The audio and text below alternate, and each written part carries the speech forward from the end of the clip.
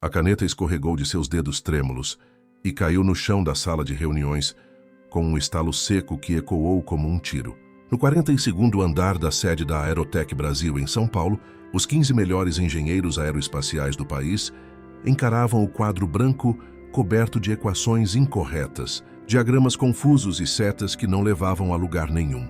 Eduardo Almeida, CEO e fundador da empresa, agarrava a borda da mesa de vidro com tanta força que os nós de seus dedos estavam brancos. Aos 58 anos, o empresário que havia construído um império aeroespacial a partir de um pequeno hangar em São José dos Campos nunca havia enfrentado uma crise tão devastadora.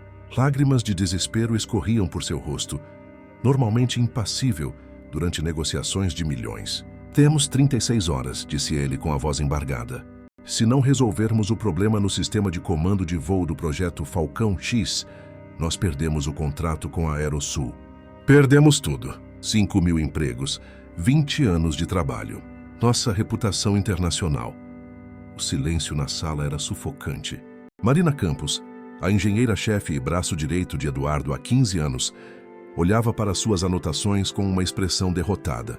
Ao lado dela, Roberto Ferreira, especialista em aviônica, balançava a cabeça lentamente. Tentamos 17 abordagens diferentes, sussurrou Roberto.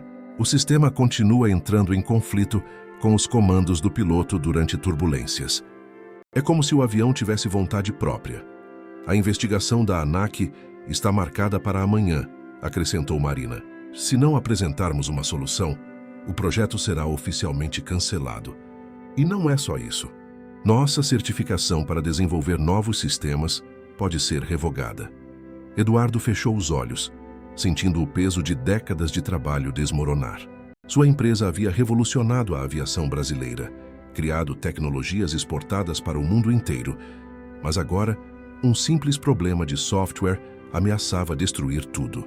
Talvez devêssemos aceitar a derrota, suspirou Marina. Já gastamos 2 anos e 80 milhões de reais tentando resolver isso. Não. Eduardo deu um soco na mesa. Não vou deixar 20 anos de trabalho irem pelo ralo. Tem que haver uma solução. Tem que ter. Naquele momento, uma vozinha fina cortou o ar pesado da sala. Uma voz de criança. Eu consigo resolver. Todas as cabeças se viraram para a porta. Apoiado no batente, estava um menino franzino de no máximo 9 anos, com roupas gastas e sapatos furados. Seus cabelos castanhos estavam bagunçados. Havia sujeira sob suas unhas pequenas e ele carregava uma mochila escolar remendada com fita adesiva. Os seguranças já estavam se movendo em sua direção, mas Eduardo levantou a mão. Esperem. O menino não demonstrava medo. Seus olhos castanhos, grandes e brilhantes, fixaram-se no diagrama do avião no quadro, como se fosse um quebra-cabeça que finalmente fazia todo o sentido para ele. Eu consigo resolver, repetiu sua voz mais firme. O problema está na calibragem dos sensores de atitude. O sistema reage rápido demais às flutuações normais. A sala explodiu em murmúrios. Um dos engenheiros mais jovens riu nervosamente. Eduardo, com todo o respeito, isso é ridículo. Um moleque de rua não pode... Silêncio. Eduardo se levantou com os olhos fixos no menino. Havia algo naquele olhar infantil, uma inteligência que brilhava como um diamante bruto. Como você chegou até aqui, garoto? Pelas escadas de emergência, respondeu o menino simplesmente. Eu vi todo mundo correndo, parecendo preocupado. Ouvi as conversas no elevador sobre aviões com problemas. Você entende de aviões? Marina se aproximou com ceticismo. Onde você aprendeu sobre isso? O menino abriu sua mochila surrada e tirou um livro grosso e danificado. Princípios da Engenharia Aeroespacial, de Antônio Silva Marques. As páginas estavam amareladas, a capa descascando, mas havia anotações meticulosas nas margens, com uma caligrafia infantil e cuidadosa. Eu o encontrei numa caçamba de lixo atrás da biblioteca municipal, explicou ele. Alguém jogou fora durante uma reforma. Eu já li ele inteiro 16 vezes. Eduardo pegou o livro com cuidado. Era uma edição técnica universitária, extremamente complexa até para engenheiros formados.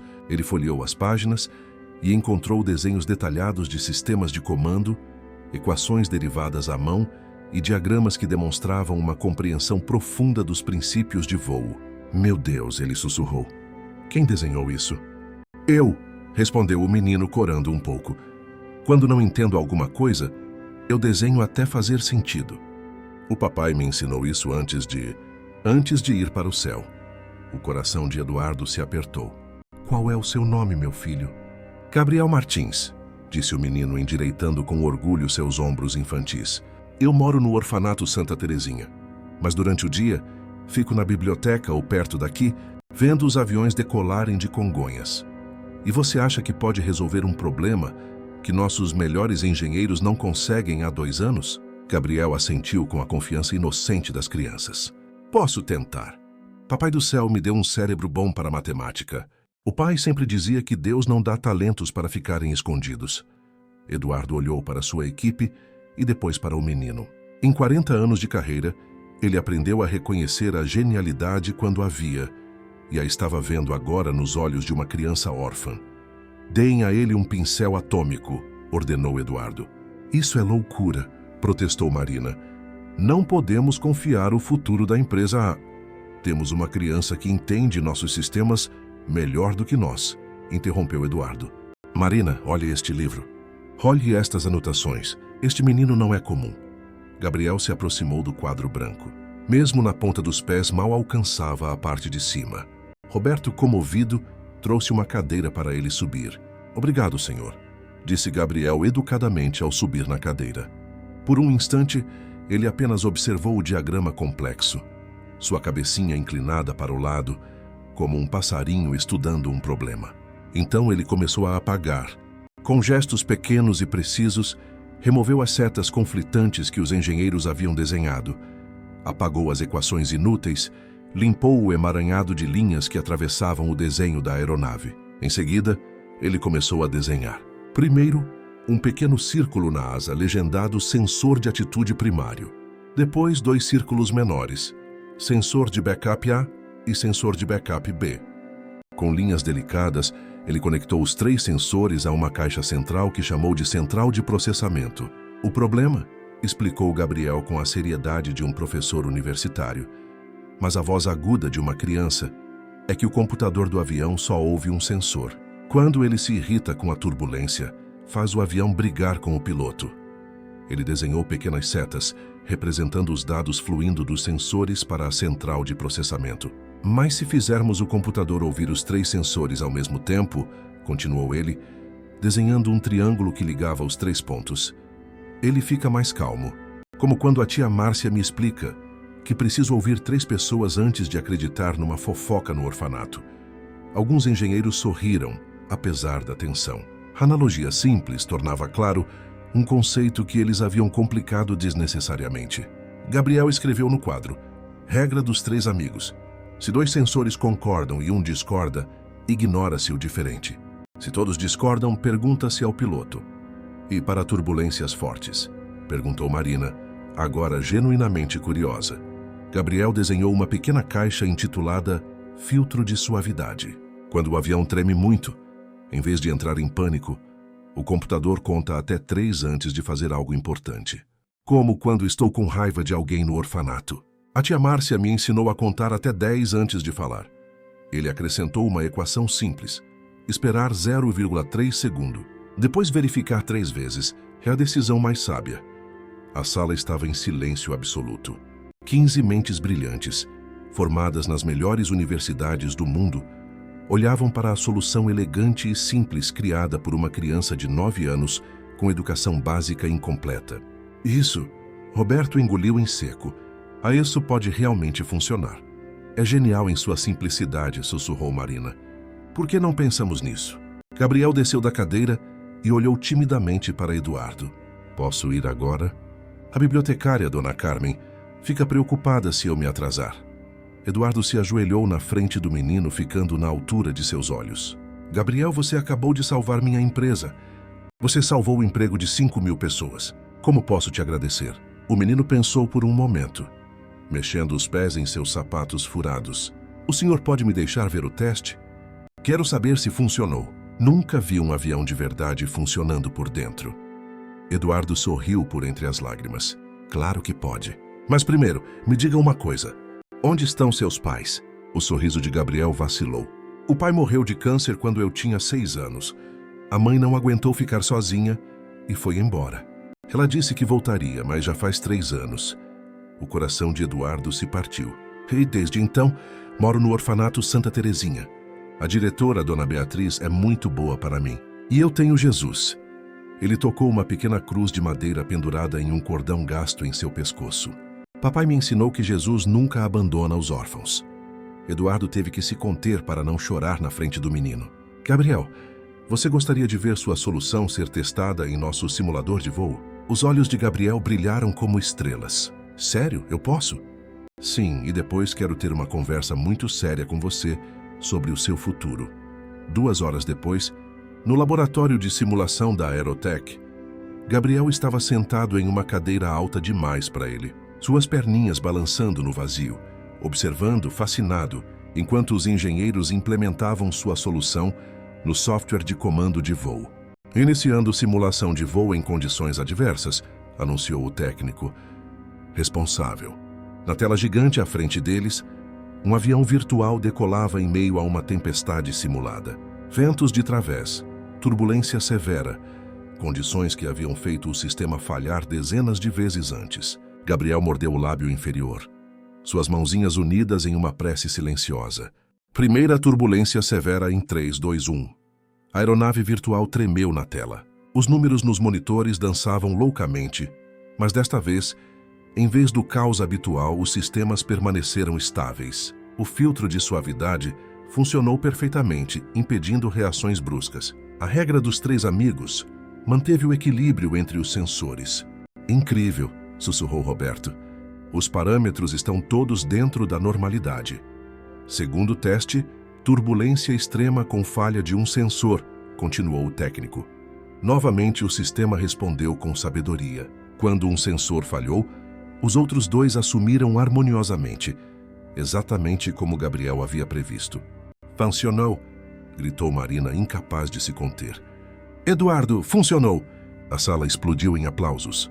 Engenheiros que haviam passado noites em claro por meses se abraçavam. Eduardo se ajoelhou novamente ao lado de Gabriel, que observava tudo com olhos arregalados de admiração. Gabriel, você tem noção do que acabou de fazer? O menino balançou a cabeça, ainda processando a emoção ao seu redor. Você salvou nossa empresa. Salvou milhares de empregos e, mais importante, vai salvar a vida de pessoas que voarão em aviões com essa tecnologia. Gabriel sorriu, aquele sorriso puro e sincero que só as crianças possuem. Jesus deve estar feliz. O pai sempre dizia que ele fica feliz quando usamos nossos dons para ajudar as pessoas. Eduardo não conseguiu mais se segurar. Lágrimas correram livremente por seu rosto enquanto ele abraçava o menino com força. Gabriel, quero te fazer uma proposta. Que tipo de proposta? Quero que você venha morar comigo e com minha esposa. Quero te dar a melhor educação que o dinheiro pode comprar. Quero que você tenha tudo o que merece. Gabriel se afastou um pouco confuso. Mas eu não tenho nada para dar em troca. Você tem algo muito mais valioso que dinheiro, sorriu Eduardo por entre as lágrimas. Você tem um dom de Deus, e eu quero te ajudar a desenvolvê-lo. O menino olhou ao redor para todos aqueles adultos importantes que o observavam com respeito e admiração. Pela primeira vez em 3 anos, desde que sua mãe o abandonara na porta do orfanato, com apenas uma pequena mala e uma promessa mentirosa de retorno, Gabriel se sentiu verdadeiramente valorizado. Posso pensar? Ele perguntou timidamente. Claro que pode, sorriu Eduardo. Mas primeiro, que tal um almoço juntos? Conheço um lugar que faz o melhor hambúrguer de São Paulo. Enquanto se dirigiam ao elevador, Gabriel pegou a mão grande de Eduardo com sua mãozinha. Seu Eduardo? Sim? Você acha que meus pais teriam orgulho de mim? Eduardo parou no meio do corredor. Ajoelhou-se mais uma vez e olhou o menino diretamente nos olhos. Tenho certeza absoluta, Gabriel. Tenho certeza de que onde quer que eles estejam, estão explodindo de orgulho. Gabriel assentiu com confiança e tocou novamente sua pequena cruz de madeira. O pai me disse que Jesus sempre tem um plano. Acho que este era o plano dele para hoje. Eduardo sorriu, sentindo seu coração se encher de uma sensação que ele havia esquecido que existia desde que ele mesmo era criança. Uma esperança pura e sincera. Acho que você está certo, meu filho. Acho que você está certo. E enquanto desciam no elevador de vidro, Observando a cidade de São Paulo se estender ao infinito sob seus pés, nem Eduardo nem Gabriel sabiam que aquela seria apenas a primeira de muitas aventuras que os aguardavam, que aquela seria apenas a primeira vez que a fé inocente de uma criança mudaria para sempre a vida de pessoas poderosas e que do outro lado da cidade, em escritórios escuros e corações invejosos, outras pessoas haviam notado o que acontecera na Aerotech naquele dia. Pessoas que não se contentariam em ver um menino pobre receber tudo o que elas acreditavam merecer para si mesmas. Mas, por enquanto Eduardo levava Gabriel para descobrir o mundo que em breve seria seu por direito, apenas a alegria importava. A alegria de um menino órfão que descobrira que seus dons realmente tinham valor, e a alegria de um homem poderoso que redescobrira que a verdadeira riqueza não estava em suas contas bancárias, mas na oportunidade de fazer a diferença na vida de uma criança especial. 3 semanas haviam se passado desde aquela tarde que mudou tudo na Aerotech Brasil. Gabriel acordou na cama mais macia em que já havia dormido, em um quarto maior que todo o dormitório coletivo do orfanato Santa Terezinha. As cortinas de seda deixavam entrar raios dourados de sol matinal que dançavam nas paredes pintadas de azul claro. Sua cor favorita, Eduardo descobrira após uma conversa sobre as nuvens e o céu. O menino sentou-se na beira da cama, seus pés descalços tocando o tapete felpudo, ainda se acostumando ao silêncio. No orfanato, ele acordava todos os dias com choros de bebês, as conversas altas das educadoras e o barulho constante de 23 crianças compartilhando o mesmo espaço. Ali na mansão dos Almeida, no Morumbi, apenas o canto distante dos pássaros quebrava a paz da manhã. Ele vestiu cuidadosamente seu novo uniforme do Colégio São Luís, calça azul marinho, camisa branca impecável, uma gravata que ele ainda tinha dificuldade em dar o nó corretamente. Cada peça custava mais dinheiro do que ele jamais vira em toda a sua vida. Mas Eduardo havia insistido. Você merece o melhor, meu filho. Meu filho. A palavra ainda aquecia seu coração toda vez que Eduardo a pronunciava. Gabriel desceu a escada de mármore, deslizando a mão pelo corrimão polido. Na sala de jantar, encontrou Eduardo tomando seu café enquanto lia relatórios técnicos, com óculos na ponta do nariz, uma expressão concentrada que Gabriel já aprendera a reconhecer. Bom dia, pai Eduardo, disse Gabriel timidamente. Ele ainda hesitava em usar a palavra pai, mas Eduardo sempre sorria quando a ouvia. Bom dia, campeão! Eduardo abriu os braços e Gabriel correu para receber o abraço matinal que se tornara um ritual entre eles. Dormiu bem? Sim. Sonhei que estava pilotando o Falcão X. Eu voava por cima das nuvens e acenava para o meu pai lá no céu. Eduardo sentiu um nó na garganta. Em 3 semanas de convivência, cada palavra inocente de Gabriel tocava uma fibra profunda em seu coração. Tenho certeza de que ele acenou de volta. Meu filho. Durante o café da manhã, servido por Dona Francisca, a governanta que já tratava Gabriel como seu próprio neto, Eduardo observava maravilhado como o menino absorvia informações de tudo ao seu redor. Gabriel estudava a textura do pão na chapa, fazia perguntas sobre o processo de torra do café, queria entender por que o açúcar se dissolvia mais rápido em líquidos quentes. Pai Eduardo, posso fazer uma pergunta? Sempre, Gabriel. Por que o Sr. Bastos não gosta de mim? Eduardo parou com a xícara no ar. Marcelo Bastos, seu vice-presidente de engenharia há 12 anos, havia demonstrado um desconforto evidente com a presença de Gabriel na empresa. O que te faz pensar isso? Ontem, quando fui ao laboratório com o senhor, ele ficou me olhando como se eu fosse um bicho esquisito. E quando expliquei a modificação no sistema de pouso, ele disse que qualquer macaquinho treinado poderia ter tido a mesma ideia. O sangue de Eduardo ferveu, mas ele manteve a voz calma. Algumas pessoas demoram a aceitar mudanças, Gabriel. Marcelo trabalha comigo há muito tempo e talvez se sinta desconfortável com situações novas. Gabriel assentiu, mastigando pensativamente seu pão com geleia. Meu pai me ensinou que Jesus também teve que lidar com pessoas que não gostavam dele. Ele dizia que a gente tem que amá-las mesmo assim. Seu pai era um homem sábio. Sim, ele trabalhava numa oficina, mas sabia muito sobre aviões. À noite ele me mostrava as estrelas e dizia que um dia eu voaria mais alto que elas. Eduardo engoliu em seco, emocionado. Cada fragmento da história de Gabriel revelava um homem simples, mas profundamente amoroso, que plantara sementes extraordinárias na mente do filho antes de partir cedo demais. O motorista chegou para levá-los. Eduardo fazia questão de acompanhar Gabriel pessoalmente à escola todas as manhãs, transformando o trajeto em um momento especial entre eles. No carro, Gabriel pressionava o nariz contra o vidro, observando a cidade acordar. Pai Eduardo, quando eu crescer e virar um engenheiro de verdade, vou poder construir aviões para levar as crianças pobres para conhecer o mundo? Sim, meu filho, você vai.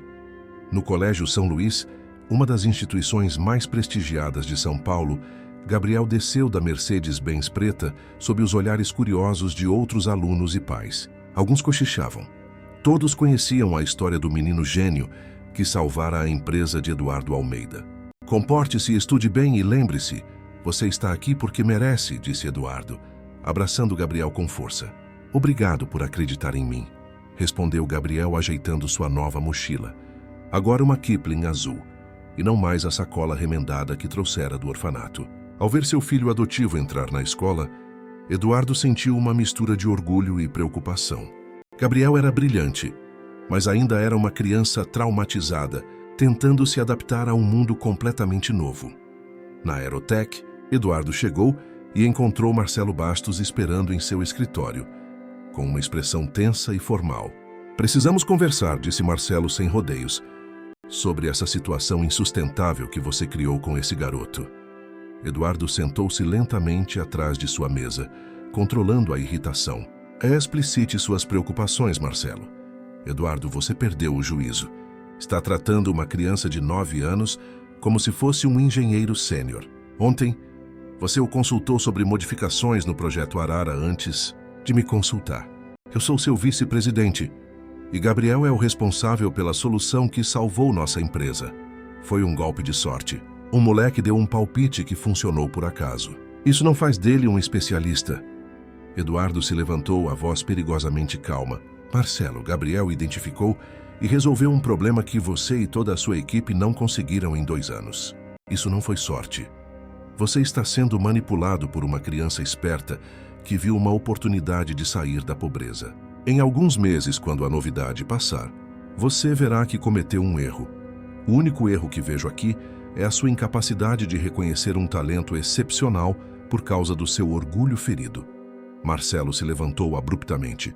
Meu orgulho, Eduardo. Eu construí esta empresa ao seu lado. Trabalhei 70 horas por semana durante anos para chegarmos onde estamos. E agora, você substitui minha opinião pela de uma criança que vivia em um orfanato há 1 mês.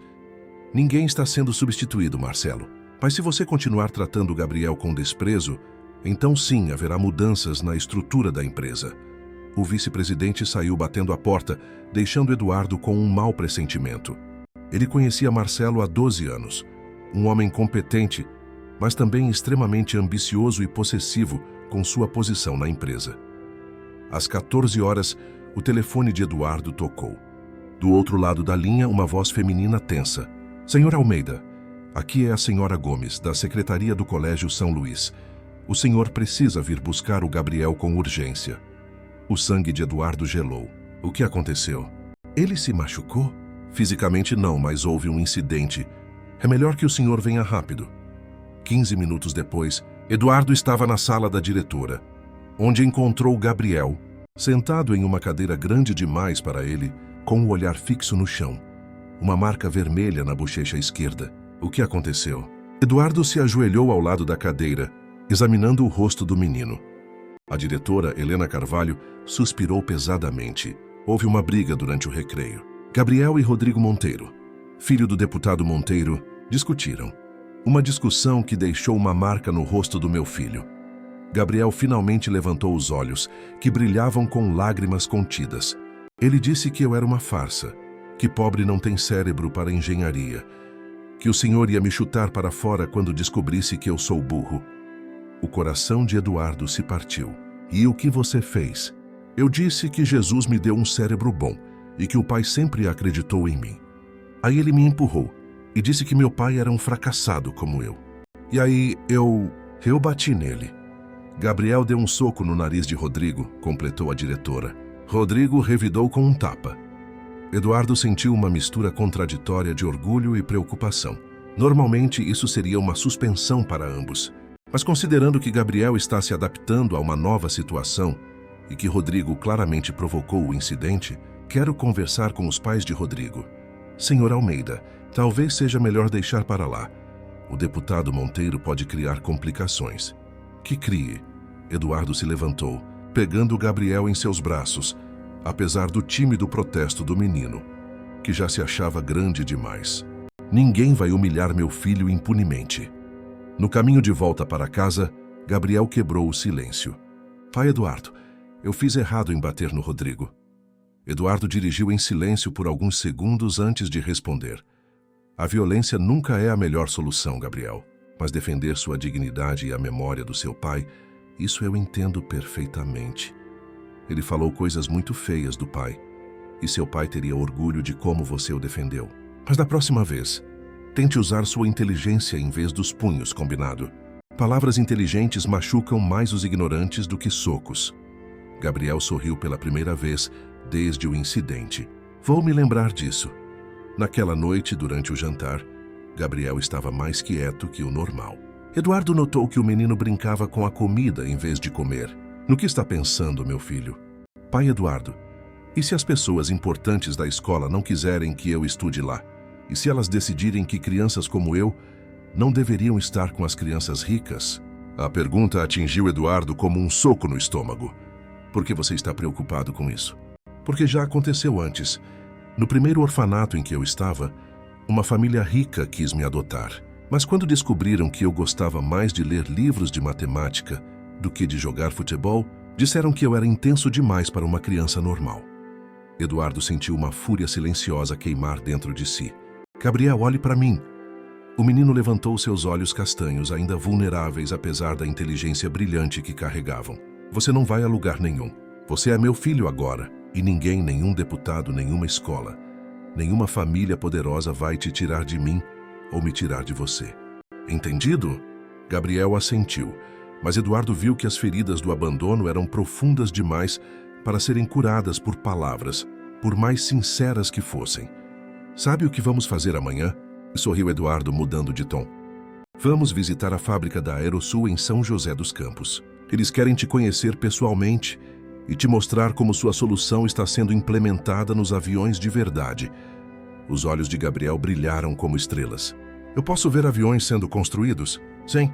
E talvez, se você se comportar, eles te deixem sentar no cockpit de um jato executivo. Gabriel quase pulou da cadeira, a tristeza momentaneamente esquecida. Sério? Eu posso mesmo? Sim, meu pequeno gênio. Você pode.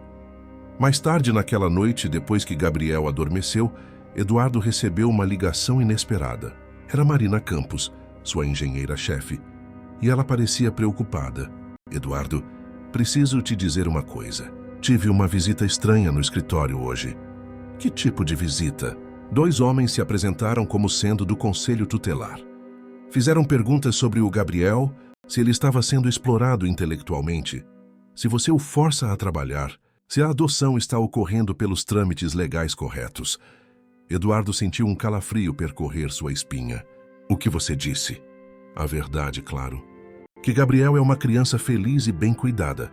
Que sua participação na empresa é espontânea e lúdica, mas eles pareciam estar procurando problemas.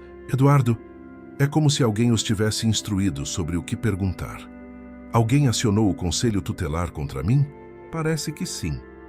Mencionaram ter recebido uma denúncia anônima sobre possível exploração de menor. Eduardo, você precisa estar preparado. Se alguém poderoso está por trás disso... Eduardo desligou as mãos tremendo de raiva. Subiu silenciosamente as escadas e espiou Gabriel, que dormia em paz, abraçado à pequena cruz de madeira de seu pai biológico. Eu vou te proteger, sussurrou ele no escuro. Não importa quem tente nos separar. Mas no fundo do coração, Eduardo sabia que a guerra estava apenas começando e que pessoas poderosas estavam dispostas a destruir a felicidade de uma criança órfã para proteger seus próprios interesses. Do outro lado da cidade, em uma cobertura nos jardins, Marcelo Bastos desligava o telefone após uma longa e calculista conversa. Está feito. disse ele à mulher que organizava papéis em uma mesa de mogno. O conselho tutelar iniciou a investigação. Em algumas semanas, esse circo do Eduardo com o garoto prodígio vai acabar. E depois? Depois eu assumo o controle da empresa que ajudei a construir. Eduardo perdeu o juízo. Está sendo manipulado por uma criança. É hora de alguém mais estável tomar as decisões. Marcelo não sabia que, no mesmo momento, Gabriel havia acordado de um pesadelo e descido para beber água. E que, ao passar pela biblioteca da mansão, ouvira Eduardo falando ao telefone com advogados sobre proteção judicial e processo de adoção acelerado. O menino de 9 anos, que já havia perdido tudo uma vez, entendeu instintivamente que estava prestes a perder tudo de novo. E pela primeira vez, desde que chegara àquela casa, Gabriel Martins se perguntou se Deus realmente não abandonava os órfãos, ou se apenas demorava mais para chegar em alguns casos. A chuva batia nas janelas do escritório de Eduardo, com a violência típica das tempestades de março em São Paulo. Ele andava de um lado para o outro na sala, com o telefone colado na orelha, enquanto ouvia seu advogado, Dr. Henrique Moreira, explicar a gravidade da situação. Eduardo, a denúncia é mais séria do que imaginávamos, disse a voz tensa do outro lado da linha. Eles alegam que você está usando Gabriel como propaganda corporativa, expondo uma criança vulnerável para fins comerciais. Há também acusações de que ele está sendo privado de uma infância normal. Eduardo parou em frente à janela, observando a cidade cinzenta sob a tempestade. Isso é ridículo, Henrique. Gabriel é a criança mais feliz que já vi. Ele adora participar dos projetos. Eu sei, você sabe, mas o Conselho Tutelar precisa investigar todas as denúncias. E quem fez isso conhece muito bem o sistema jurídico. Incluiu fotos do Gabriel no laboratório, cópias de matérias de jornal sobre ele e até uma análise psicológica alegando sinais de pressão excessiva por performance. Uma análise psicológica? De onde eles tiraram isso? Aparentemente, alguém contratou um psicólogo para observar Gabriel na escola e redigir um relatório. É tudo muito bem orquestrado, Eduardo. Estamos lidando com alguém que tem recursos e conhecimento legal. Eduardo fechou os olhos, sentindo o peso da responsabilidade. O que eu faço? Primeiro, Gabriel não pode mais frequentar a Aerotech até o fim da investigação. Segundo, vocês precisarão de uma avaliação psicológica independente. Terceiro, o processo de adoção será suspenso temporariamente. Suspenso. A voz de Eduardo tremeu. Henrique, se o Gabriel descobrir que pode ser tirado de mim... Calma, Eduardo. É apenas uma precaução. Mas você precisa conversar com ele sobre a investigação antes que ele descubra por outra fonte. Naquele momento, Gabriel entrou silenciosamente no escritório, ainda vestindo seu uniforme escolar encharcado. Ele havia caminhado da escola até a empresa debaixo de chuva, ignorando completamente o motorista que o esperava. Pai Eduardo! A voz do menino saiu pequena, quase um sussurro. Preciso falar com o senhor. Eduardo encerrou rapidamente a ligação e se ajoelhou na frente de Gabriel, pegando uma toalha na mesa de canto para secar seus cabelos molhados. O que aconteceu, meu filho? Por que não veio para casa com o Antônio? Gabriel abraçou Eduardo com uma força desesperada, enterrando o rosto em seu peito. Eles vão me levar embora, não vão? O coração de Eduardo quase parou. Quem te disse isso? A diretora me chamou na sala dela hoje. Tinha 2 mulheres lá. Elas disseram que eram assistentes sociais. Fizeram um monte de perguntas estranhas sobre como o senhor me trata, se me força a estudar matemática, se eu tenho tempo para brincar. Gabriel se afastou um pouco, seus olhos castanhos, cheios de lágrimas. Uma delas perguntou se eu sabia que exploração infantil é crime. Eduardo sentiu uma raiva feroz queimar dentro de si, mas manteve a voz calma. Gabriel, olhe para mim. O menino levantou o rosto tentando segurar as lágrimas. Você está feliz aqui comigo? Mais feliz do que eu já estive na vida. Eu te forço a fazer algo que você não queira? Nunca. O Senhor sempre me pergunta se eu quero ajudar nos projetos. Então não se preocupe. Pessoas que não nos conhecem estão fazendo perguntas. Mas isso vai passar. Você não vai a lugar nenhum. Gabriel assentiu, mas Eduardo podia ver o medo ainda presente em seus olhos. O medo de uma criança que já havia perdido tudo uma vez e sabia como a vida podia mudar num instante. Posso continuar indo na empresa? Perguntou Gabriel esperançoso. Eduardo hesitou, odiando ter que mentir, mas sabendo que a verdade seria devastadora. Por alguns dias, talvez seja melhor você focar nos estudos. Que tal montarmos um laboratório em casa? Podemos montar uma oficina no porão. O rosto de Gabriel se iluminou um pouco. Com uma bancada de verdade e um microscópio? Com tudo o que você precisar. Mas durante o jantar, Gabriel mal tocou na comida. Empurrava o arroz de um lado para o outro do prato, perdido em pensamentos que pareciam pesados demais para uma mente de 9 anos. Gabriel, você precisa comer, disse Eduardo gentilmente. Pai Eduardo, posso fazer uma pergunta difícil? Sempre. Gabriel respirou fundo, como se estivesse se preparando para algo doloroso. Se eles descobrirem que eu sou um problema para o senhor vai me mandar de volta para o orfanato? A pergunta atingiu Eduardo como um raio. Ele se levantou imediatamente da cadeira e foi até Gabriel, pegando-o nos braços, apesar dos protestos do menino. Gabriel Martins Almeida, disse ele, usando o nome completo que o menino adotaria oficialmente. Você nunca, em nenhuma circunstância, será um problema para mim. Você é a melhor coisa que já me aconteceu na vida. E mesmo que o mundo inteiro se virasse contra nós, eu nunca te abandonaria. Nunca. Entendeu? Gabriel se agarrou ao pescoço de Eduardo, finalmente deixando suas lágrimas correrem. Tenho tanto medo de voltar para lá. No orfanato, à noite, eu ficava acordado imaginando como seria ter um pai de verdade. Agora que eu tenho, não quero perder. Eduardo chorou também, segurando o menino como se pudesse protegê-lo de todos os males do mundo, apenas com a força de seu abraço. Você não vai me perder, meu filho. Eu prometo. Mais tarde naquela noite, depois que Gabriel adormeceu, Eduardo recebeu uma ligação inesperada. Era Marina Campos e ela parecia agitada. Eduardo, eu descobri quem está por trás da denúncia. Quem? Marcelo. Encontrei provas no computador dele. E-mails para um escritório de advocacia especializado em direito infantil, transferências bancárias para uma agência de detetives particulares. Ele orquestrou tudo. O sangue de Eduardo começou a ferver. Você tem provas? Não legais. Precisaria de um mandado para acessar oficialmente esses dados, mas tenho cópias não oficiais que mostram claramente o envolvimento dele. Onde está o Marcelo agora? Ele saiu mais cedo hoje. Disse que ia para uma reunião externa, mas uma das secretárias o viu no estacionamento fazendo uma ligação. Ela o ouviu dizer: a operação está em andamento. Em breve terei o controle total da empresa. Eduardo desligou e ligou imediatamente para o Dr. Moreira. Descobri quem está por trás da denúncia. Preciso da sua ajuda para reunir provas legais. Na manhã seguinte, Gabriel acordou com febre alta. Eduardo chamou o médico da família, Dr. Raul Bernardes, que examinou o menino cuidadosamente. É estresse, diagnosticou o médico em particular. A ansiedade está se manifestando fisicamente. Gabriel está somatizando suas preocupações. Ele só tem 9 anos, disse Eduardo, olhando para Gabriel dormindo agitado em sua cama. Crianças que sofreram traumas de abandono desenvolvem uma sensibilidade exacerbada a qualquer sinal de rejeição. Para Gabriel, essa investigação representa a ameaça de perder tudo o que ele ama de novo.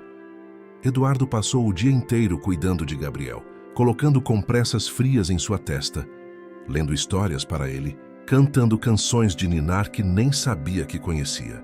Quando Gabriel acordava em meio a delírios, murmurava coisas como: não me deixe ir embora e promete que vem me buscar. Às 15 horas, 2 assistentes sociais chegaram à casa para uma inspeção não anunciada. Eduardo as recebeu na sala de estar, tentando manter a calma enquanto elas examinavam cada cômodo da mansão com um olhar crítico. O quarto da criança é excessivamente luxuoso, comentou uma delas, uma mulher magra de óculos.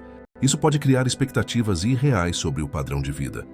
Gabriel merece o melhor que posso oferecer, respondeu Eduardo secamente. E onde ele está agora?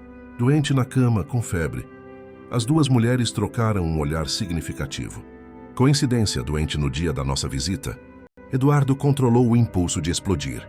Vocês podem falar com o médico que o examinou esta manhã. Elas insistiram em ver Gabriel mesmo febril. Eduardo as levou ao quarto, onde encontraram o menino acordado, mas claramente abatido. Olá, Gabriel, disse a assistente social mais jovem, forçando um sorriso. Como você está se sentindo? Estou com dor de cabeça, respondeu Gabriel honestamente. e com medo. Medo de quê?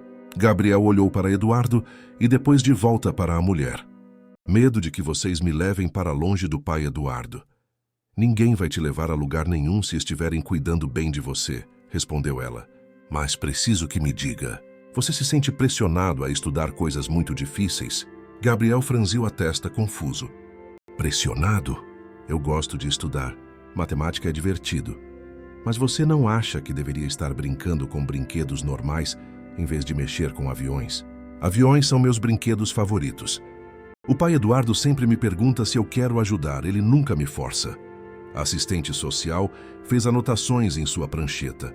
E você tem amigos da sua idade? Gabriel hesitou. Na escola, alguns meninos não gostam muito de mim. Eles dizem que sou esquisito porque gosto de números. Eduardo viu as duas mulheres trocarem outro olhar significativo, como se Gabriel tivesse acabado de confirmar uma de suas suspeitas. Depois que elas foram embora, Eduardo voltou ao quarto de Gabriel e encontrou o menino chorando silenciosamente. Elas vão me levar, não vão? Perguntou Gabriel com a voz estrangulada. Eduardo deitou-se na cama ao lado do menino, puxando-o para um abraço protetor. Gabriel, preciso te dizer algo importante. O menino enrijeceu, preparando-se para mais más notícias. Um homem que trabalha comigo, que está com raiva porque você é mais inteligente que ele. Está tentando nos causar problemas. Ele mentiu para essas pessoas. Disse coisas que não são verdade. O senhor Marcelo? Eduardo ficou surpreso. Como você sabe? Ele sempre me olha com raiva. E ontem, na saída da escola, eu o vi conversando com um homem de terno perto do portão. Ele apontou para mim e o homem tirou fotos. Eduardo sentiu uma fúria fria se espalhar em seu peito. Gabriel, eu vou resolver isso, mas preciso que você seja muito corajoso por alguns dias. Você consegue fazer isso por mim? Gabriel assentiu, embora ainda parecesse assustado. Pai Eduardo, se elas me levarem, o senhor vem me buscar? Eduardo segurou o rostinho de Gabriel entre as mãos. Eu moveria céus e terras para te encontrar. Eu lutaria contra o mundo inteiro para te trazer de volta. Você acredita em mim? Acredito. Então durma tranquilo. O pai está aqui para te proteger. Naquela noite, enquanto Gabriel finalmente dormia sem febre, Eduardo fez uma ligação para um velho amigo da faculdade, Carlos Mendonça, hoje um conselheiro no Supremo Tribunal Federal.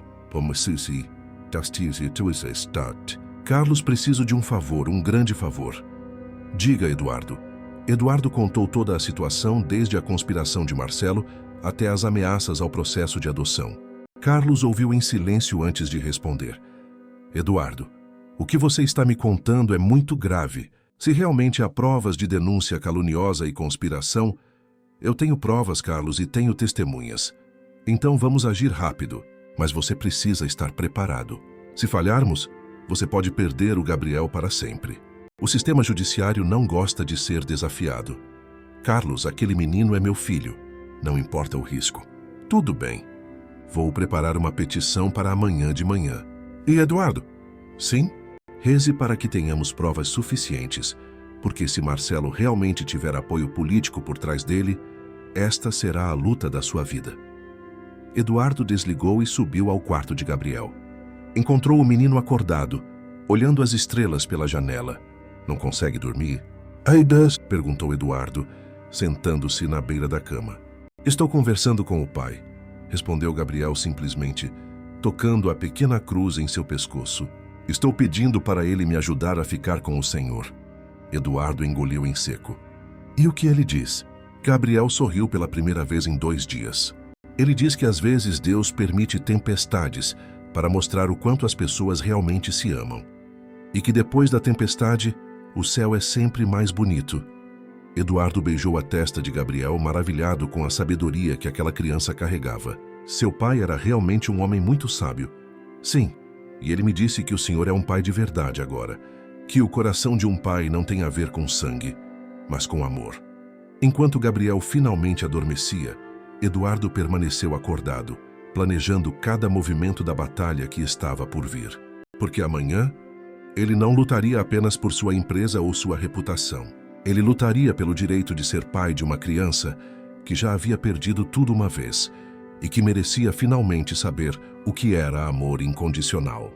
E não importava quem estivesse do outro lado desta guerra. Eduardo Almeida estava pronto para sacrificar tudo para proteger seu pequeno gênio. A tempestade lá fora começava a se acalmar, mas a verdadeira tempestade estava apenas começando. A manhã de sexta-feira amanheceu carregada com uma tensão elétrica que parecia contaminar o ar de São Paulo.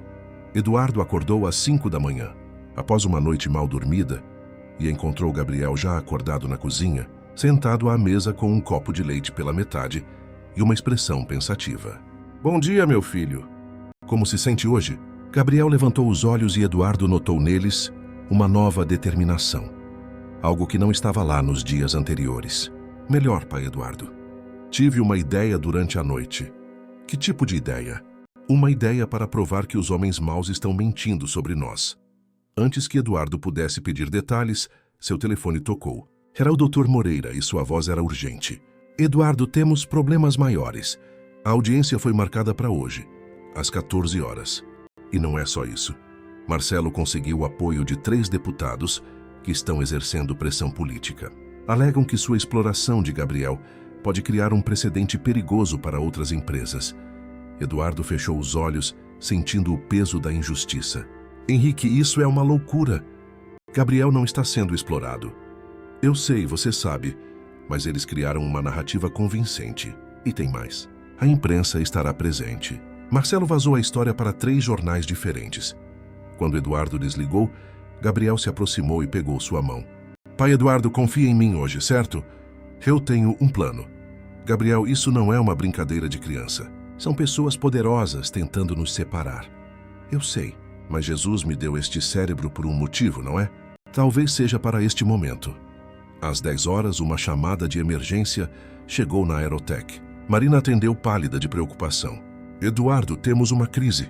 O protótipo do Falcão X, que seria apresentado à delegação internacional esta tarde, está com uma falha crítica no sistema de navegação. Se não resolvermos isso até às 14 horas, perdemos o contrato de exportação mais importante da história da empresa." Eduardo sentiu o mundo desmoronar. Não só estava lutando para manter Gabriel, como agora enfrentava a possível falência de tudo o que construiu. Que tipo de falha? "O sistema de navegação está entrando em pane durante manobras de alta velocidade. 3 dos nossos melhores engenheiros tentaram resolver desde ontem à noite. Ninguém consegue identificar o problema." Gabriel, que ouvia tudo ao lado de Eduardo, iluminou-se de repente. "Pai, posso ver os dados técnicos?" "Gabriel, você não pode entrar na empresa, lembra?" "A investigação. Mas o senhor pode trazer os papéis aqui, não pode? Não é contra a lei eu olhar papéis em casa." Eduardo hesitou, mas a urgência da situação prevaleceu. "Marina, traga todos os dados técnicos para cá, para casa, agora." 30 minutos depois, a mesa da sala de jantar estava coberta de relatórios técnicos, diagramas de circuitos e capturas de código de computador. Gabriel estudava tudo com a concentração de um cirurgião. Sua mente de 9 anos, processando informações que desafiavam engenheiros experientes. "Aqui", disse ele de repente, apontando para uma linha específica do código. "O problema está na sincronização entre o GPS e o sistema inercial. Quando o avião voa muito rápido, os 2 sistemas começam a discordar sobre onde estão." Marina, que chegara com Roberto e outros 2 engenheiros, olhou para onde Gabriel apontava. "Meu Deus, é verdade. Como não vimos isso?" "Porque vocês estavam procurando por um problema grande", explicou Gabriel pacientemente. "Mas às vezes, os problemas pequenos causam os maiores estragos. É como quando uma pedrinha no sapato te faz mancar." Em 20 minutos, Gabriel não só havia identificado o problema, como também esboçado a solução, um simples algoritmo de correção que permitiria aos 2 sistemas se comunicarem melhor. "Gabriel", Roberto estava visivelmente emocionado. "Você acabou de salvar nossa empresa de novo." Mas a alegria foi interrompida por batidas agressivas na porta. Eduardo abriu e deu de cara com as 2 assistentes sociais, acompanhadas por 2 policiais, e Marcelo Bastos. "Eduardo Almeida", disse uma das assistentes sociais com voz oficial. "Estamos aqui para conduzir Gabriel Martins a um abrigo temporário enquanto a investigação por exploração infantil prossegue." Gabriel se escondeu atrás de Eduardo, com os olhos arregalados de terror. "Vocês não têm autorização para isso." protestou Eduardo. Temos sim, interveio Marcelo pela primeira vez mostrando um documento. Ordem judicial emitida há 1 hora, baseada em evidências de contínua exploração intelectual. Eduardo olhou para o papel e sentiu seu sangue gelar. Era uma ordem legítima, assinada por um juiz que claramente fora influenciado pela pressão política. Gabriel não vai a lugar nenhum, disse Eduardo colocando o menino atrás de si. Senhor Almeida, disse um dos policiais firme, mas sem hostilidade, não torne as coisas mais difíceis. É apenas temporário. Gabriel deu um passo à frente, sua voz trêmula, mas determinada. Posso falar antes de vocês me levarem? Todos olharam para o menino, surpresos. Gabriel, você não precisa... Começou Eduardo. Preciso sim, pai. Gabriel respirou fundo. Senhor Marcelo, por que o senhor está fazendo isso? Marcelo pareceu desconfortável. Garoto, você não entende de assuntos de adultos. Entendo sim.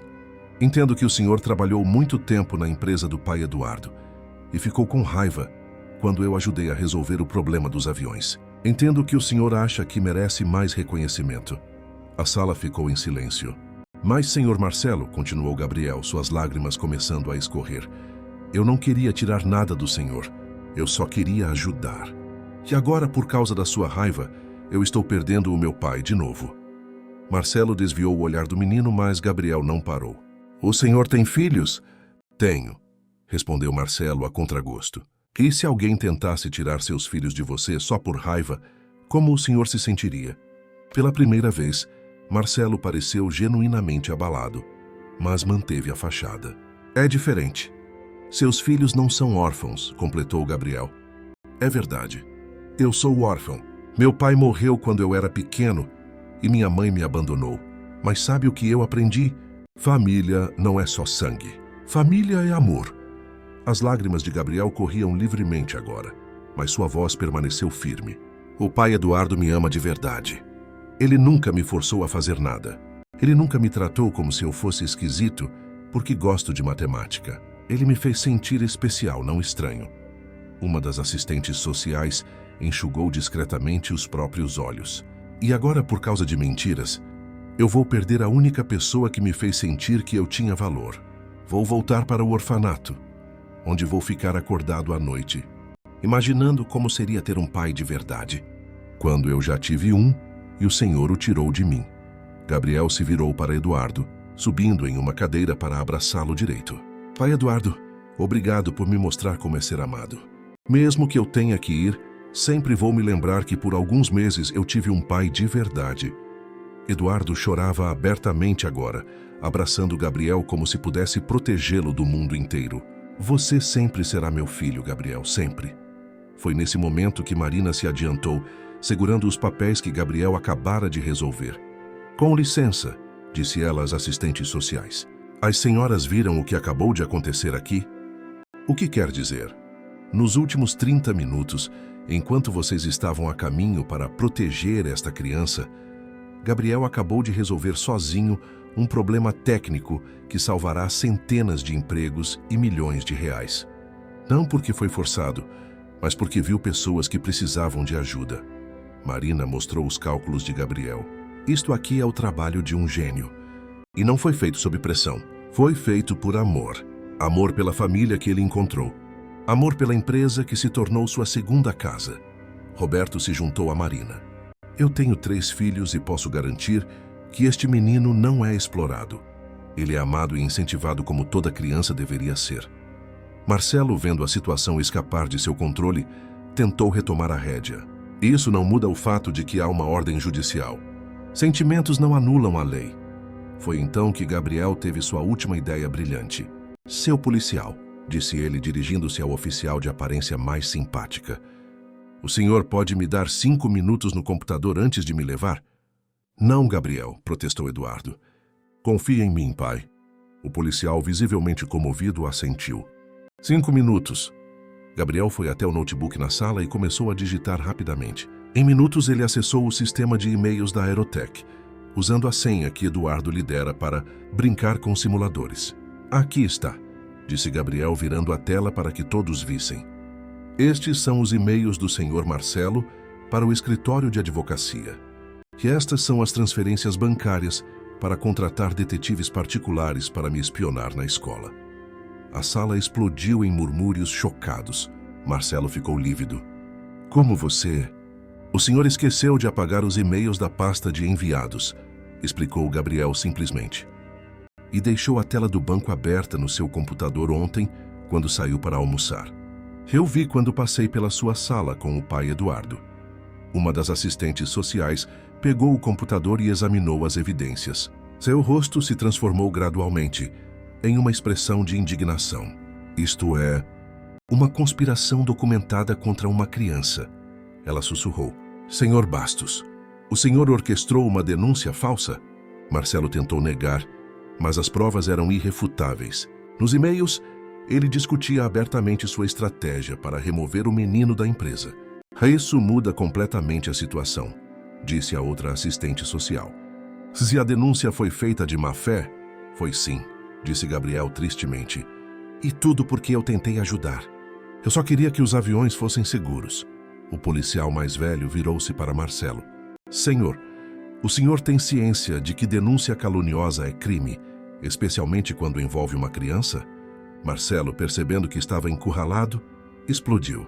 Vocês não entendem? Eu construí esta empresa, trabalhei dia e noite, e aí esse moleque de rua chega e em uma tarde recebe todo o crédito pelo meu trabalho. Seu trabalho? Perguntou Gabriel inocentemente. Mas, senhor Marcelo, o senhor mesmo disse que tentou resolver o problema por 2 anos e não conseguiu. Eu não tirei nada do senhor, só ofereci uma ideia nova. A simplicidade da resposta de Gabriel tornou a mesquinhez de Marcelo ainda mais evidente. Chega! Disse Eduardo. Marcelo, você está demitido. Não só da empresa, mas da minha vida. Como você pôde tentar destruir uma criança inocente? Eduardo, você não pode... Posso e estou fazendo. Seguranças. 2 agentes que haviam chegado com Marina se adiantaram. Escortem o Sr. Bastos para fora da minha propriedade. Enquanto Marcelo era conduzido para fora, as assistentes sociais se consultaram rapidamente. Senhor Almeida, disse a mais velha, à luz destas novas evidências, a ordem de acolhimento está suspensa. Mas precisaremos de uma avaliação psicológica completa do Gabriel para encerrar o caso definitivamente. Gabriel correu para Eduardo, que o pegou no colo, ambos chorando de alívio. Acabou, meu filho. Acabou, pai Eduardo, sussurrou Gabriel. Jesus realmente não abandona os órfãos. Não, meu filho, nunca. Naquele momento, o telefone de Eduardo tocou. Era Marina. Eduardo, ligue a TV agora. Eduardo ligou a televisão em uma coletiva de imprensa ao vivo. Na tela, 3 deputados, os mesmos que apoiaram Marcelo, faziam declarações sobre a proteção infantil. Estamos tomando medidas firmes para impedir que empresas explorem crianças vulneráveis, dizia um deles. Gabriel observou. Depois olhou para Eduardo com determinação. Pai, podemos ir para a empresa agora? Acho que esses senhores precisam saber da verdade. Eduardo sorriu, reconhecendo o brilho especial nos olhos do filho. E como, meu filho? E como? Enquanto se dirigiam para a Aerotech, Gabriel segurava firmemente a mão de Eduardo, preparando-se para seu maior teste. Enfrentar não apenas um homem invejoso, mas todo um sistema político. Mas desta vez ele não estaria sozinho. Teria ao seu lado não apenas o homem que escolhera como pai, mas também a verdade. E Gabriel aprendera que a verdade nas mãos certas era a arma mais poderosa do mundo. O plenário da Assembleia Legislativa estava lotado. Jornalistas, empresários, educadores, políticos e curiosos se acotovelavam para assistir ao que se tornara o caso mais comentado do Brasil. A audiência pública sobre o menino G e os limites da educação especializada. Gabriel caminhava pelo corredor central, segurando firmemente a mão de Eduardo. Usava seu melhor terninho azul marinho e sobre o peito, sua pequena cruz de madeira agora polida e brilhante. Nas primeiras fileiras, estavam os 3 deputados que haviam orquestrado a audiência. Do outro lado, toda a equipe da Aerotech viera em apoio. Nas galerias superiores, dezenas de crianças do orfanato Santa Terezinha e de outras instituições vestiam camisetas azuis com a frase Gênios do Bem. Pai Eduardo, sussurrou Gabriel, estou nervoso. Eu também, meu filho. Mas lembre-se, você não fez nada de errado. Apenas seja você mesmo. O deputado Almeida Neto, relator da comissão, bateu o martelo. Estamos aqui hoje para analisar um caso que expõe questões fundamentais sobre os limites da educação infantil e a proteção de menores contra a exploração intelectual. Ele olhou diretamente para Gabriel. Este menino, Gabriel Martins, tornou-se o símbolo de um debate nacional. Gabriel se endireitou em sua cadeira alta demais. Senhor Gabriel, continuou o deputado, o senhor entende por que estamos todos aqui hoje? Gabriel assentiu solenemente. Sim, senhor. Porque algumas pessoas acham que o pai Eduardo está me fazendo mal ao me deixar estudar coisas que eu gosto. Um murmúrio percorreu o plenário. E o senhor acha que estão lhe fazendo mal?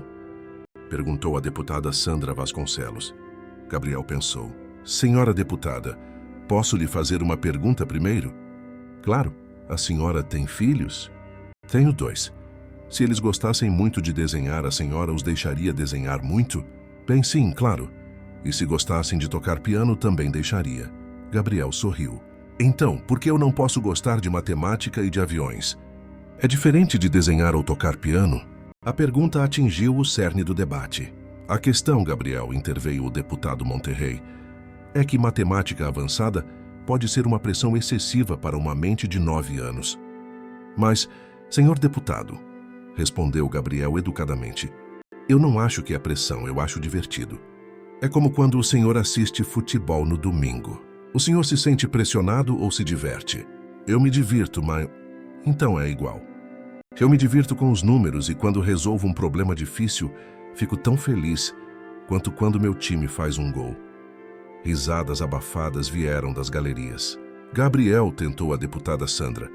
Mas você não sente falta de brincar com outros meninos, de jogar videogame, de correr no parque? Os olhos de Gabriel se encheram de uma tristeza momentânea.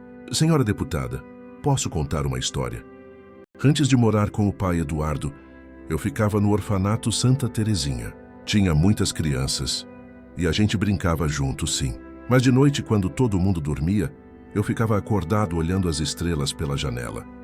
O silêncio era absoluto, que eu imaginava meu pai no céu olhando para mim e prometia a ele que eu ia usar o cérebro que Jesus me deu para ajudar as pessoas. Porque o pai sempre dizia que nossos dons não são só nossos, eles servem para deixar o mundo melhor. Várias pessoas na plateia enxugavam os olhos discretamente. Então, quando eu conheci o pai Eduardo e ele me deixou ajudar com os aviões, não era trabalho. Era como se eu estivesse cumprindo uma promessa para o meu pai de verdade lá em cima. Eduardo colocou a mão no ombro de Gabriel, emocionado demais para falar. E agora, continuou Gabriel, sua voz se firmando, eu tenho 2 pais me protegendo, um no céu e um aqui na terra. Os 2 me ensinaram que o amor de verdade não é controlar o que a gente faz, é nos apoiar no que a gente é. A deputada Sandra estava visivelmente abalada. Gabriel, mas e se você mudar de ideia amanhã? Se decidir que não gosta mais de matemática? Gabriel sorriu com uma sabedoria surpreendente. Aí o pai Eduardo vai me apoiar também, porque ele me ama pelo que eu sou, não só pelo que eu sei fazer. Eduardo finalmente encontrou sua voz. Posso falar, senhores deputados? O deputado Almeida assentiu. Eduardo se levantou. Eu entendo a preocupação de vocês. Precisamos proteger nossas crianças, mas proteção não pode significar limitação de potencial. Ele olhou para as câmeras. Gabriel não é explorado na minha empresa. Ele é celebrado. Ele não é forçado a performar. Ele é incentivado a explorar. Ele não é tratado como um adulto precoce. Ele é amado como a criança extraordinária que ele é. Senhor Almeida, interrompeu o deputado Monterrey, mas como garantimos que outras empresas não usem este precedente para explorar menores? Antes que Eduardo pudesse responder, Gabriel se levantou na cadeira. Senhor deputado, posso explicar a diferença? Quando uma criança é explorada, ela é obrigada a fazer coisas que não quer. Não cuidam bem dela e as pessoas ficam ricas usando ela. Quando uma criança é amada, ela faz o que ela ama, ela é sempre protegida e ela usa os dons dela para ajudar os outros. Gabriel apontou para Eduardo. O pai Eduardo não ficou rico por minha causa. Ele já era rico. Ele me adotou porque me ama, não porque eu sou útil. O menino então apontou para as galerias. E sabem de outra coisa? O pai Eduardo está construindo escolas especiais para crianças como eu. crianças que pensam diferente, para que nenhuma criança que goste de matemática ou ciências se sinta esquisita. Uma onda de aplausos espontâneos começou. Quando o barulho se acalmou, Gabriel continuou, dirigindo-se diretamente às câmeras. Eu quero dizer uma coisa para todas as crianças que estão assistindo. Se vocês são diferentes, se gostam de coisas que os outros acham estranhas, isso não é ruim. Papai do Céu fez cada um especial para alguma coisa, e sempre vai ter alguém que vai amar vocês do jeito que vocês são. Lágrimas escorriam pelos rostos de muitos presentes. E para os adultos, continuou Gabriel com a seriedade de um jovem filósofo, por favor, não tenham medo de crianças inteligentes. Tenham medo do talento desperdiçado. Tenham medo de fazer as crianças especiais se sentirem quebradas. O deputado Almeida Neto enxugou os olhos discretamente. Gabriel, o senhor nos deu muito o que pensar hoje. Posso falar uma última coisa? Claro. Gabriel desceu da cadeira e caminhou até o centro. Eu era um menino triste no orfanato. Achava que nunca teria uma família porque eu era diferente demais. Sua voz embargou de emoção. Mas aí, Deus mandou o pai Eduardo para a minha vida. Ele me ensinou que ser diferente é ser especial. Que minha inteligência é um presente, não um problema. Gabriel se virou para Eduardo, estendendo os braços. Eduardo deixou sua mesa e se ajoelhou para receber o abraço do filho. O pai Eduardo me deu algo que vale mais que dinheiro. Ele me deu amor incondicional, uma família, o direito de ser quem eu sou, sem vergonha. Pai e filho se abraçaram no centro do plenário, sob os flashes das câmeras, completamente alheios ao mundo exterior. E agora, disse Gabriel ainda abraçado, mas falando alto o suficiente para que todos ouvissem, eu quero usar meus dons para ajudar outras crianças órfãs a encontrarem famílias que as amem do jeito que elas são. Porque toda criança merece ter alguém que acredita nela. O plenário explodiu em uma ovação de pé, até os deputados se levantaram visivelmente emocionados. As crianças nas galerias gritavam, Gabriel, Gabriel! Quando a comoção finalmente se acalmou, o deputado Almeida Neto bateu o martelo. Após ouvir tudo o que foi apresentado hoje, e principalmente após ouvir a própria criança, declaro este caso encerrado. Não há exploração aqui. Há apenas amor paternal e o desenvolvimento de um talento excepcional. Ele olhou para Gabriel. Jovem, o senhor nos ensinou hoje que proteger a infância não é limitar o potencial, mas garantir que as crianças sejam amadas e apoiadas em seus dons únicos. 3 meses depois, em uma cerimônia íntima no cartório, Gabriel Martins se tornou oficialmente Gabriel Martins Almeida. Ele mesmo assinou os papéis da adoção, usando uma caneta de ouro que Eduardo comprara especialmente para a ocasião. Agora somos uma família para sempre, disse Eduardo. Sempre fomos, pai, respondeu Gabriel tocando sua cruz. Só que agora os papéis concordam com o nosso coração. 1 ano depois, a Fundação Gabriel Almeida havia sido criada, identificando e apoiando crianças superdotadas em comunidades carentes por todo o Brasil.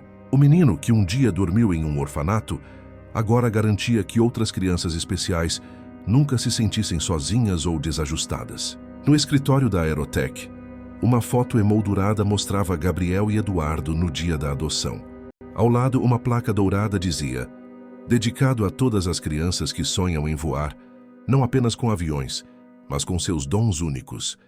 E nas noites claras de São Paulo, quando o menino que revolucionara a aviação brasileira olhava as estrelas pela janela de sua nova casa, ele ainda conversava com elas. Não mais para pedir uma família, mas para agradecer por ter encontrado uma e por ter descoberto sua própria capacidade de transformar o mundo através do amor.